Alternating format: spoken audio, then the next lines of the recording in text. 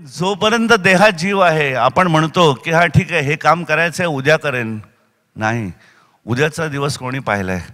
आत्ता माझ्या हातात आहे. मला आत्ता काय करणं शक्य आहे ते मला करू दे.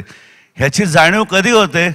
जेव्हा आपल्याला आपला देह आपल्या मनासारखा वागण्याचा होतो, तेव्हा पहिल्यांदा जाणवतं की इंग्लिशमधली जी म्हण आहे, don't put off till tomorrow what you can do today.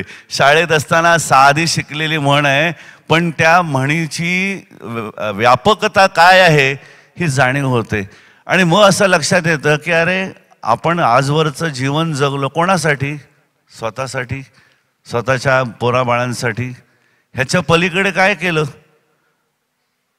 मला सांगा, किडामुंगी आणि गाई म्हशी आणि कुत्रं मांजरं पण आपल्या पोराबाळांचं करतातच की हो. मग त्यांच्यामध्ये आणि माझ्यामध्ये फरक काय आहे?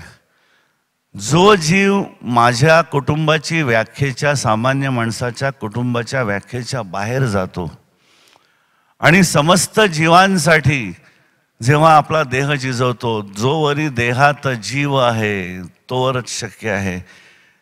एकदा का हा जीव गेला आणि नंतर वाटलं अरे यार, हे करायचं राहिलं. असं गृहीत धरा, एखादा मनुष्य आहे आणि त्याची इच्छा आपल्या आईवडिलांसाठी गोष्ट काहीतरी करायची आहे. चला, कुटुंबासाठी म्हणतो मी, कुटुंबाची व्याख्या अगदी छोटी असली तरी. आणि चला मी उद्या करतो असं म्हटलं आणि तो मनुष्य मेला, तर मेल्यानंतर अस्तित्व असतं, त्याला दिसतं आपलं हे काम अर्धवट राहिलं आहे. अरे यार, काल टाईम होता तेव्हा का नाही केलं? जोवरी देहात जीव आहे तोपर्यंत प्रत्येक क्षण माझ्याकरता जी काही तुम्ही आलेली माणसं आहात, ही श्रद्धेनं आलेली माणसं आहात, काहीतरी जगामध्ये वेगळं मिळवायचं आहे यासाठी आलेली माणसं आहात. मग तुमच्यासाठी मला काय करता येईल, मला काय देता येईल, महाशिवरात्रीच्या दिवशी ह्या एका विचारामध्ये 24 तास देव मला ठेवतो. मी राहतो म्हणत नाही. महाशिवरात्रीला तुम्ही दूध देणार आहात, पाणी देणार आहात, अरे पण ते दूध घालू नका असं मी नाही म्हणत. पण आज ते दूध ज्यांना मिळत नाही आहे अशी असंख्य बालकं आहेत, त्यांच्या आतमध्ये तोच शिव राहतोय. आणि त्या जर जिवंत शिवाला ते जर दूध मिळालं ना, तर तो तुम्हाला अनंत आशीर्वाद देणार आहे. त्यामुळे शास्त्र म्हणून अवश्य त्या शिवपिंडीवरती घाला, पण त्याच्या पलीकडे जाऊन जिवंत असलेले शिव छोट्या छोट्या बाळांच्या रूपाने जगात अनेक आहेत.